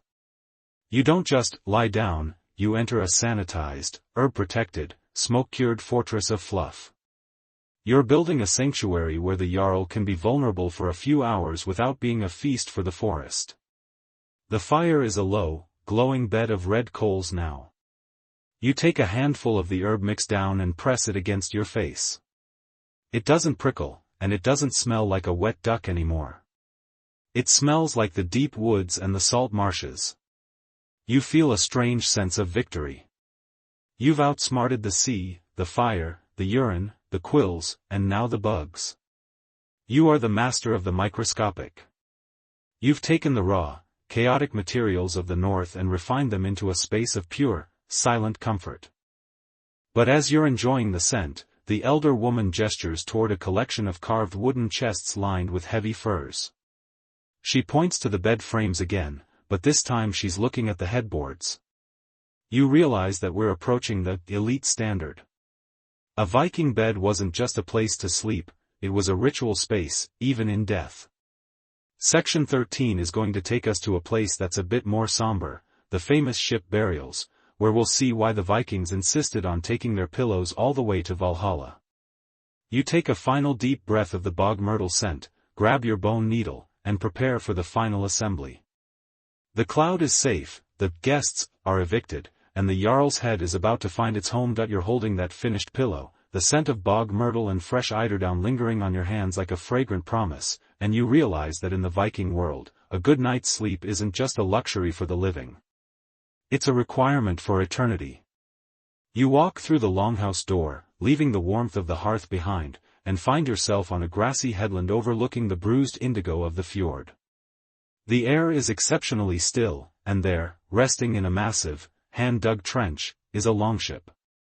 But this ship isn't destined for a raid on the English coast or a trade mission to the east. It's a vessel for a journey that has no return. You have been summoned to provide the final touch to a burial rite. You are here to deliver your cloud to a grave. The mainstream historical fact that anchors this somber moment is one that changed everything we know about Viking comfort. In 1904, archaeologists in Norway excavated the Oseberg ship, a stunning burial from the year 834 AD. Inside, they found the remains of two high-status women, presumably a queen and her attendant. But what shocked the world wasn't just the intricate wood carvings or the gold ornaments, it was the bedding. The Oseberg burial contained actual pillows, duvets, and mattresses stuffed with the very same eiderdown and feathers you've been slogging over for the last 2 weeks. It turns out the Vikings didn't just want to go to Valhalla with their swords and shields, they wanted to go with their favorite pillows. It's a humanizing realization. Even the fiercest sea kings were apparently very particular about their neck support. You step onto the deck of the burial ship, your boots echoing against the oak planks. In the central cabin, the queen is being laid to rest on a spectacular bedstead. You reach out and place your freshly cleaned eiderdown pillow behind her head. The linen feels smooth, and the down inside gives that familiar, gentle pushback we worked so hard to achieve. As you adjust the corners, you notice that the burial pillows are a bit different from the ones used in the longhouse. This brings us to a niche, slightly eerie, and very spiritual fact, the feather blend. While your daily longhouse pillows might be pure eiderdown, archaeological analysis of Viking grave pillows has revealed they often contained a cocktail of feathers from dozens of different bird species, ravens, owls, ducks, and even hawks. This wasn't because they were short on eiderdown. No, it was about spiritual protection. In the Norse mind, birds were the ultimate travelers between worlds. By mixing the feathers of a raven, symbol of Odin's wisdom, with the eider duck, symbol of the sea's bounty, the cleaners were essentially weaving a magical GPS system into the pillow. The idea was that the feathers would guide the soul through the dark, cold transition from this world to the next. You realize that you aren't just a bedding expert anymore, you are a feathers wizard, providing the spiritual fuel for a ghost ship. As you smooth the fine silk coverlet over the queen's legs, silk that probably traveled thousands of miles across the Silk Road just to end up in a hole in Norway, you encounter an academic controversy that has historians clashing in the halls of museums. Scholars are still debating the funeral kit versus daily life theory. One group of historians argues that the incredibly pristine, high-status bedding found in these ship burials was never actually used by the living. They believe it was a funeral kit, a set of theatrical props made specifically for the burial to show off the family's wealth to the gods and the community. Basically, they think the Vikings were sleeping on prop clouds. However, another group of scholars points to the microscopic evidence of wear and tear, and even the presence of, you guessed it, mite fragments and human skin cells found in the old down. They argue that these were the actual, cherished possessions of the deceased. They believe the Vikings were so attached to their eiderdown duvets that they couldn't imagine an afterlife without them. History is still debating whether a Viking burial was a realistic snapshot of life or a highly curated PR campaign for the ancestors, and as you feel the weight of the pillow you just spent days cleaning, you're inclined to believe it was the real deal. You don't put that much work into something just to let it sit in a warehouse for a funeral. The snarky part of your brain is currently wondering if Valhalla has a concierge service. I mean, if you're already bringing your own bed, what else are you bringing? You look around the ship and see that the Vikings were the ultimate overpackers. There are buckets, kitchen utensils, dogs, horses, and even a cart. It's like a medieval moving van. You realize that to the Viking mind, the afterlife was going to be just as cold and drafty as Scandinavia, and if you didn't bring your own insulation, you were going to be a very miserable spirit. You feel a sudden surge of pride.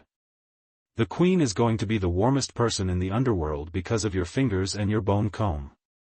You notice the elder woman from the longhouse standing at the edge of the trench. She isn't crying, she's watching you to make sure the pillow is level. In this culture, even grief is a disciplined affair. You realize that your role in this society is one of invisible maintenance. The warriors get the sagas, the kings get the gold, but you provide the foundational rest that makes everything else possible. Even in death, the ritual of the down continues. You give the pillow one last fluff, thump, thump, and step back. The gray cloud is now a sacred relic, sealed into a wooden chamber for 1,000 years. The wind catches your hair, and you look out at the gray waves of the fjord. You think about the eider ducks out there, bobbing on the water, oblivious to the fact that their undergarments are currently being buried with a queen. There is a strange, circular beauty to it. The sea gives the down to the bird gives it to the human, and the human eventually gives it back to the earth. You've been the middleman in a cosmic transaction of warmth. As the sun begins to set, casting a long, jagged shadow of the longship's dragon head across the grass, you feel a deep, respectful exhaustion. You've seen the elite standard of the North. You've seen that in the Viking world, there is no greater honor than being the one trusted to prepare the path for the ancestors. But as the priests begin their final chants, the elder woman taps you on the shoulder. The funeral is for the queen, but the longhouse still needs bedding for the living. The cycle of the seasons hasn't stopped just because a ship is being buried. Section 14 is going to take us back to the living world, where we'll see how the Vikings used their observation of the ducks to predict the coming winter. You take a final, silent look at the queen's resting place and follow the woman back toward the smoke of the hearth. You've touched the afterlife, but you still have a trough of feathers waiting for you, and the winter wind doesn't care about funerals. You grab your bone comb, shake the burial dust from your tunic, and prepare to return to the rhythm of the living. The cloud of Valhalla is safe. Now it's time to worry about tomorrow morning. You're back in the longhouse, and the transition from the somber silence of the burial ship to the bustling noise of the hearth feels like stepping from a frozen dream into a chaotic, smoky reality. The queen is at peace, her head resting on your handiwork, but for the living, the great waiting of winter is about to turn into the great hunker down. You pull your stool closer to the fire, feeling the heat bake the dampness out of your wool trousers. The elder woman hands you a new basket of feathers, but this time, her eyes aren't on the fluff, they are looking toward the smoke hole in the roof, where the sky has turned the color of an old iron kettle. You realize that in the Viking world, being a down cleaner isn't just about providing comfort, it's about being a seasonal sentinel. You aren't just sifting through feathers, you are sifting through the portents of the year to come. The mainstream historical fact that defines this late autumn urgency is the Norse calendar of survival. We often think of the Vikings as people who were always on the move, but their lives were strictly governed by a rhythmic, seasonal cycle known as the Misseri. They didn't count years as much as they counted winters. Everything, from the spring thing, the legal assembly, to the summer raids and the autumn harvests, was a race against the moment the fjords would freeze solid. As you pick through the feathers, you realize that this is the final lap. Once the first true blizzard hits, the world shrinks to the diameter of this longhouse. If the bedding isn't finished now, the long night watch of winter will be a miserable, bone-chilling endurance test. You notice the elder woman whispering a name to the fire, Lofn. She's not just being pious, she's engaging in some high-stakes Viking meteorology. This brings us to a niche, slightly weird, and very duck-centric fact, the Viking weather duck folklore. In the coastal settlements, the people who managed the eider colonies were the community's primary weather forecasters. They believed the eider duck was a messenger from the gods of the sea. If the female ducks plucked an unusual amount of down from their chests during the spring nesting season, more than was needed to simply cover the eggs, it was seen as a dire warning from nature. The saying went, deep fluff in May, deep frost in Yule. You look at the pile of down in your trough and realize that this year's harvest was particularly thick. The ducks knew. They gave up more of their own warmth because they felt the bite of the coming ice months before the humans did. You aren't just cleaning bedding, you're preparing a fortress against a grandmother winter that the birds have already predicted will be brutal. As you work a particularly large goose feather through your bone comb, you encounter an academic controversy that keeps legal historians and archaeologists arguing over their dusty law books. This is the property of the wild debate. Scholars are still locked in a heated argument over whether the Vikings actually owned the wild resources of the coast. Some historians point to the Gragas, the early Icelandic law codes, which have incredibly specific, almost obsessive rules about eider rights and feather theft. These laws suggest that the Vikings had a proto-capitalist view of the natural world, where a specific family could own the rights to the fluff of a wild bird on a rock they didn't even live on. Other scholars, however, argue that these laws were late additions and that for most of the Viking Age, the coast was a commons, a free-for-all where whoever got to the nest first won the prize. History is still debating whether the Viking eider farmer was a pioneer of private property or a communal gatherer, and as you look at the master of the longhouse guarding his feather chests with a very sharp-looking knife, you're starting to suspect the private property people might be right. In the north, if something keeps you from freezing, you don't share it easily. The snarky part of your brain is currently wondering why the Vikings didn't just invent a better heater. I mean, they can navigate a ship to North America using a sunstone, but their primary heating technology is still burn a pile of dirt in the middle of the room and hope the smoke goes out the roof. You realize that the duvet is the real technology here. It's a passive, portable heater that doesn't require fuel once it's built. You look at the down clusters and see them for what they are, biological batteries that store human body heat. You're essentially an engineer building a low-emission thermal reactor. It's just an engineer's job that happens to involve a lot of sneezing and bird guano. The wind outside changes its note. It's no longer a whistle, it's a low, resonant growl that makes the heavy timber pillars of the longhouse creak. The dogs by the fire move closer to the embers, and you see the elder woman start to work faster. This is the seasonal shift. The ducks have long since moved to the outer leads of the ocean where the water doesn't freeze, leaving you with the remnants of their sacrifice. You think about the connection between the bird and the human. The duck survives the winter by diving into the freezing sea, protected by the oil and the feathers that remain on its body. You survive the winter by huddling under the feathers the duck left behind. It's a strange, cold partnership. You've become the human eider, mimicking the bird's strategy to stay alive in a land that is currently trying to turn you into a statue. You take a moment to look at your hands. They are stained, calloused, and smelling of bog myrtle and smoke, but they have a feather memory now. You can tell the quality of a cluster just by the way it feels against your palm. No need to look. You've reached a level of sensory attunement that only comes from thousand-fold repetition. You realize that this is how the Vikings survived without modern tools. They didn't have thermometers, but they had skin knowledge. They didn't have weather satellites, but they had duck knowledge. The rhythm of the cleaning has tuned you into the frequency of the north.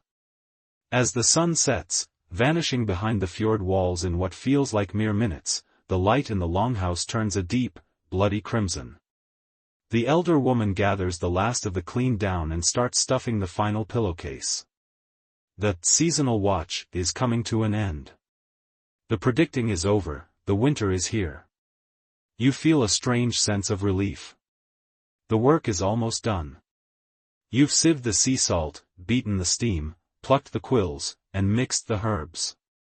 You've followed the bird's warning and built a sanctuary of fluff. But as the woman reaches for the final linen to seal the last duvet, you notice she's leaving a small gap at the top. She points to a heavy wooden chest that hasn't been opened all day.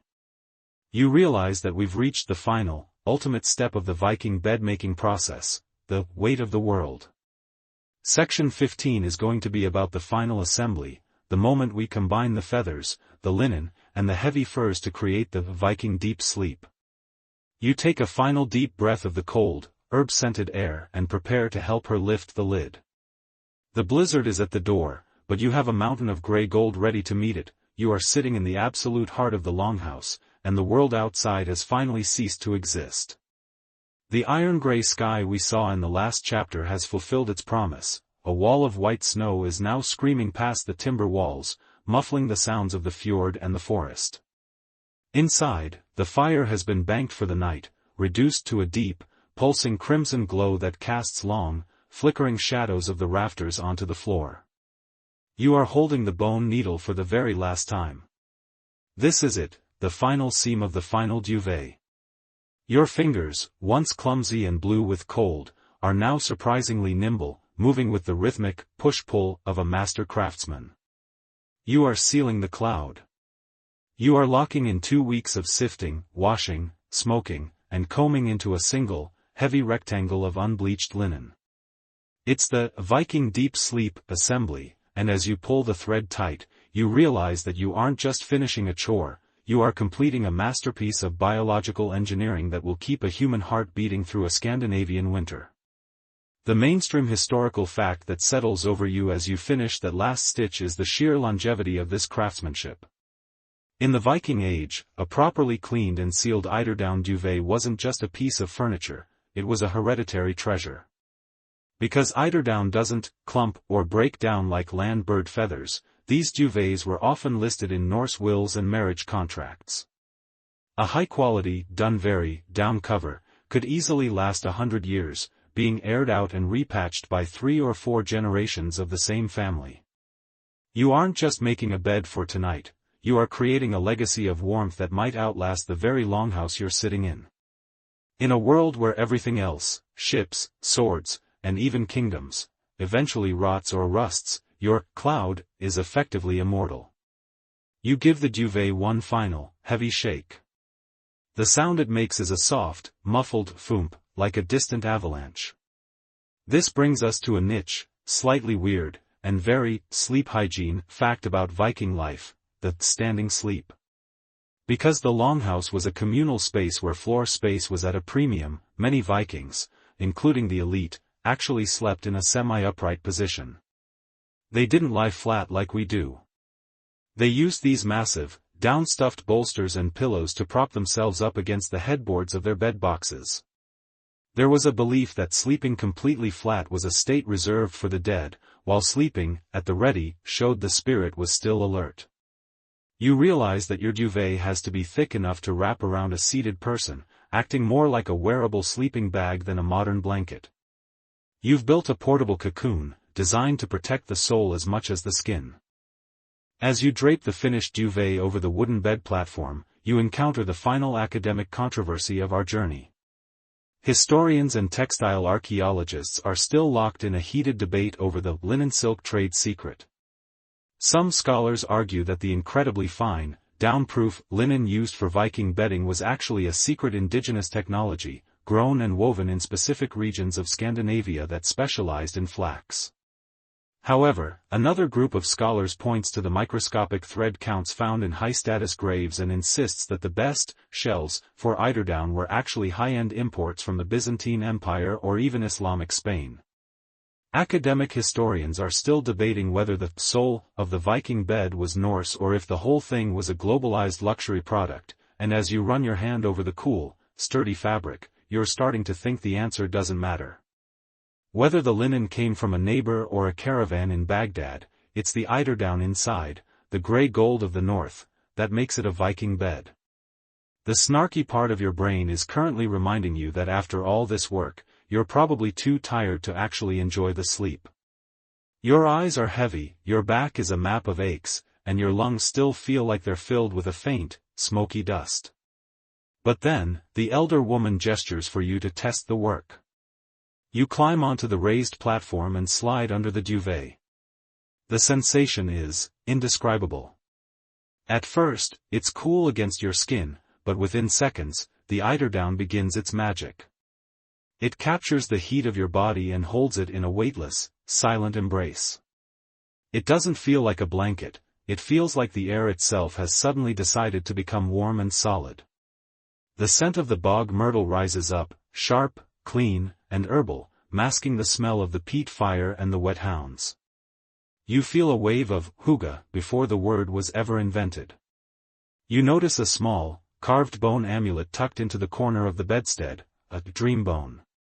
This leads us to one final bit of Norse lore, the belief that the material you sleep on influences the dreams you have. Sleeping on straw brought dreams of the earth and the harvest. Sleeping on wool brought dreams of the flock and the mountains. But sleeping on eiderdown, the feathers of a bird that lives between the air and the freezing sea, was said to bring dreams of the great beyond, of voyages to the edge of the world and conversations with the gods. You realize that the down-cleaning process was essentially a spiritual purification. By stripping away the salt, the oil, and the debris, you were clearing the path for the mind to wander safely through the long winter night. The fire in the hearth pops one last time, sending a single, lazy spark toward the roof hole before it fades into the dark. The silence in the longhouse is now absolute, broken only by the rhythmic huff-huff of the snow against the door. You've done your part. You've survived the cold springs, the urine washes, the needle stings, and the endless clouds of fluff. You've turned a messy bird's nest into a sanctuary. You look at your hands in the dim light, they are clean now, smelling of bog myrtle and smoke, and you realize that the rhythm of the north is finally inside you. It's the rhythm of the seasons, the rhythm of the comb, and the steady, quiet rhythm of a heart that is finally, gloriously warm.